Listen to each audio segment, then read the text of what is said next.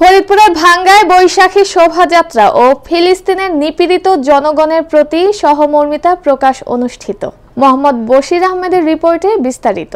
বাংলা নববর্ষকে স্বাগত জানিয়ে ফরিদপুরের ভাঙ্গায় বৈশাখী শোভাযাত্রা অনুষ্ঠিত হয়েছে।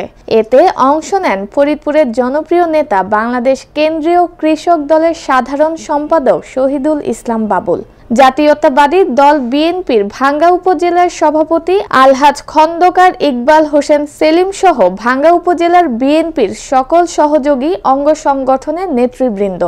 উক্ত শোভাযাত্রায় বক্তারা বাংলা নববর্ষকে স্বাগত জানান। সে সাথে ফিলিস্তিনের নিপীড়িত জনগণের প্রতি সহমর্মিতা প্রকাশ ও গণহত্যার প্রতি তীব্র নিন্দা এবং বিশ্বের সকল মুসলিম রাষ্ট্রকে ফিলিস্তিনদের পাশে দাঁড়ানোর জন্য আহ্বান জানান।